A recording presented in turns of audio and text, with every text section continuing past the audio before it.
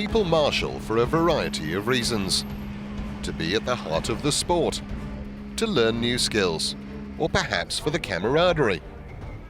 Many countries will have special schemes to encourage youngsters to marshal, but whatever the reason, their support is vital for successful and safe rallies.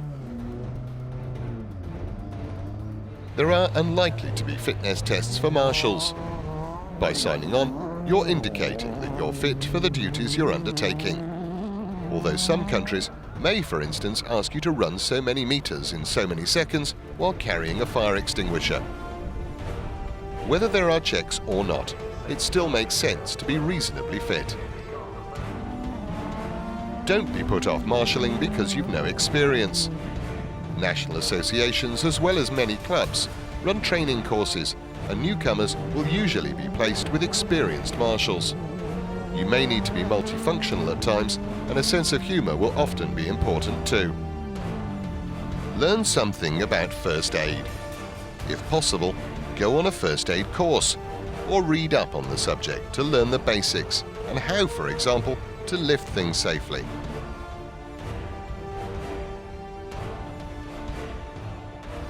Choosing the right personal equipment is important for marshals if they're to operate efficiently and safely. The better kitted out you are, the more efficient and comfortable you'll be. Remember that motorsport can be noisy, and noise can damage hearing permanently, so use proper ear protection. On many events you won't need any special clothing, but on others you may need to guard against extremes of temperature, causing either hypothermia or sunstroke.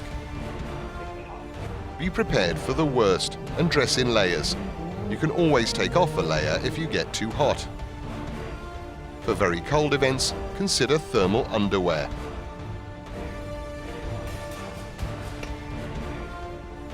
Marshals should never get too near a fire, but nevertheless, as a precaution, wear natural fibers like cotton and wool, because man-made materials can melt and cause nasty burns even under protective clothing. Hats are important because we lose a high proportion of body heat through our heads in cold conditions, while in others, a hat can protect you from the sun. A broad-brimmed one will be better than a cap because it will protect your neck. Stout boots are recommended. Avoid trainers. They don't provide protection or support the ankles, and they're rarely waterproof. Gloves should be carried for warmth on some events, for protection on others, although even if you're wearing gloves, it may still be safer and quicker to kick debris out of the way rather than pick it up. Something that's fallen off a car may be very hot. There may be a range of tabards to be worn by different officials, and these will be provided by the rally organisers. At the very least, wear a high visibility jacket or tabard to help identification, particularly when dealing with spectators. Note, however, that a tabard doesn't entitle a marshal to go chasing over a special stage. Other equipment? Well, a whistle to alert people to approaching cars, a torch, first aid kit, writing equipment, and not least some food and drink, although not alcohol, of course. Some extra food items may be appreciated by rally crews stranded with you while awaiting recovery, although not if they're likely to need medical attention, as this could delay treatment. Don't assume refreshments will be available or that you'll be able to reach them even if they are. With so many bits and pieces to remember, it's worth having a personal checklist so that things don't get forgotten. Regarding any equipment, make sure it's working and that you know how to operate it before the rally. That's the time to read instructions on a fire extinguisher. Asking a casualty to hold your torch while you take a quick look through a first aid booklet will not exactly inspire confidence. With your kit sorted, volunteer to marshal in good time to save the organisers headaches and then allow plenty of time to get to the event. There may be a build-up of rally traffic. Sign on in good time and write legibly because signing on may trigger the event insurance for you. It should be noted that in some countries, marshalling clubs or associations have schemes for their members which enhance official insurance arrangements. You may have been informed in advance, but if not, establish exactly where you are going to marshal. You'll probably be given a map by the organisers showing your specific point on a stage, who to report to, and what your marshalling job will be. Study any documentation like time cards before you leave for your post, and if in doubt about anything, ask. Always set your own watch to official time as a fallback. When you get to your designated post, park carefully. If there's no official place, take care to park in an ultra-safe place, remembering that a rally car that's out of control can travel a very, very long way. Don't block accesses or exits in case they're needed in an emergency. Get to know the team on your post and establish who is in charge and who will be doing what. Clear communications are vital for a safe event.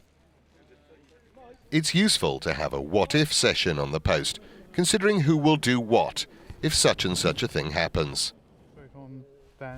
Know where the previous and next marshals are located. In addition, liaison with the police will be necessary in many countries, where their presence is required if using closed roads. Teamwork will often be important.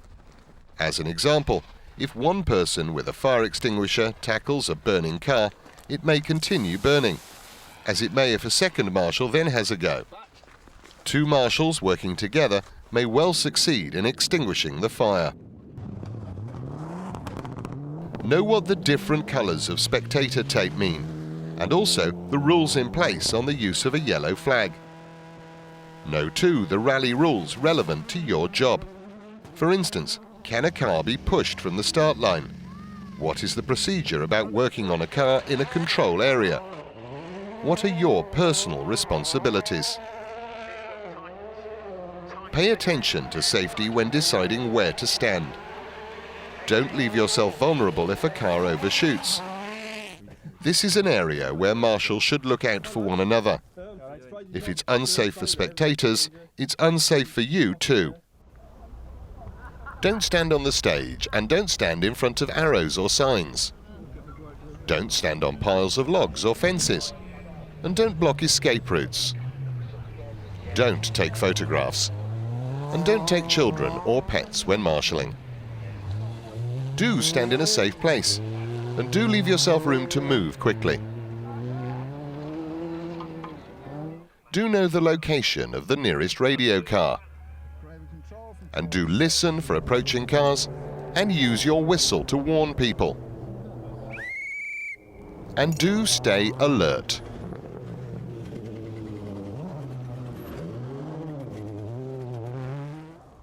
One of the most challenging tasks marshals face is dealing with spectators. The sport simply has to do this for safe rallying. People and crowd management skills are now an important requirement for marshals. Remember that it will always be easier to get people to move before they've settled down in a place. Keep in mind too that some spectators may be new to the sport and may need educating about the risks. The best way to get people to do what you want is by example. If marshals are badly parked or are just there to get a good view, or are just chatting or even worse smoking, well, they can't expect to command the respect or cooperation from spectators. Spectator attitudes and excitability may vary between countries. Alcohol consumption may also cause problems. Marshals need to strike an appropriate balance. Be too diffident and you won't control spectators. Marching up to them with your arms folded, scowling, with a "what the hell are you doing" attitude, may just antagonize them. It may help to explain why something is necessary. If you go there, be careful because. Or you may be better going this way because. and actively listening to spectators' comments may make them more cooperative too. But if, sadly, things do get out of control, then you may have no alternative than to call for help to prevent a stage being cancelled. Marshals may have to deal with media people who should be wearing official accreditation. With or without accreditation, the media must respect prohibited area signs, and you may have to point out to them that focusing on getting a perfect picture may put them at too much risk of being struck by a car or flying stones, so they must reconsider and relocate. If necessary, call for help from sector officials and safety cars to resolve such issues. As well as controlling spectators, helping run special stages may form an important part of a marshal's job. At the start of a stage, make sure that the team has room to operate the start equipment and that the emergency services are parked to give immediate access if there's a problem. Practice your procedures, clocks, lights, time cards and check sheets on official vehicles running before the competitors. Ensure that marker tapes are in place to keep spectators clear of the operations, including any timing beams, and clear of any areas where flying stones are likely. This will need at least one marshal or two to supervise. If a queue of competing cars builds up to start a stage, make sure there's room for a latecomer to get through without putting anyone at risk. Have your paperwork, check sheets, reports and so on organised ready for the crew of the sweeper car. These are often in a hurry and will appreciate your efficiency. At the finish of a stage, make sure that marker tapes are in place to keep spectators clear of operations, including any timing beams and transmission wires. As at the start, this will need a marshal or two to supervise. Keep a check of times given. Incidentally, be careful if you have a pen or watch on a cord around your neck. This catches on a competing car, you may find yourself doing a section of the stage at speed, but on foot. Remember that slowing down areas may be hazardous places. Consider the possibility of overshoots. Encourage crews that have stopped safely to pull well clear before taking off helmets, balaclavas and gloves. On high-profile events, media people may gather at stage finishes and will need managing as successive cars approach. Make sure that check sheets are kept covered if it's raining and that they're in the hands of someone with good handwriting, even as far as a cross 7 being easier to differentiate from a 1 than an uncrossed digit. Work as a team and have a plan if more than one car arrives in close succession, a common occurrence. Recording the times is critical. They can then be read back to the marshal marking time cards. Make sure that previous car numbers on time cards are checked. This system is very important in establishing if cars are missing. Tell radio control if there's a missing car. Wherever you're working as a marshal, try to remain polite when dealing with drivers. They may be under some stress. Make sure rally signs stay in place for as long as the stage is live, and replace any that get damaged or go missing. Many events use stages twice. If so, replenish used materials between runs, and advise stage commanders of oil spillage on asphalt events or safety concerns. Car recovery between runs may not always be possible. Whatever safety precautions are in place, there may still be an accident. If so, look after your own safety first, because you won't be able to help anyone if you get hurt. Protect the scene and stop and think before you leap into further action. What is the nature of the accident, low or high risk? Is a car in a dangerous place? What is the condition of the crew? Is assistance needed? Report all this to the stage commander via radio or giving a message to a following competitor in the event of a serious accident. If there's no immediate need of medical support, the OK board warning triangle should be displayed by the competitors. If additional resources are needed, then the SOS board should be shown, again by the crew. As to the accident itself, Deal with fire first and try to isolate the car's electrics. Try to approach a potential casualty from their line of vision so that they don't have to turn their head. Don't grab a casualty or drag one out of a car unless the risk of leaving them there is greater due to, for example, a fire. Look out for the quiet casualty. Someone speaking or shouting must be breathing. Give way to expert help such as a doctor, but continue to help if you can, if only by making sure nobody is smoking near a crashed car. One area for caution. If a car rolls and ends up on its roof, the natural instinct of marshals and spectators may be to roll it quickly back onto its wheels. No, doing this without protecting the crew inside the car may result in harming them.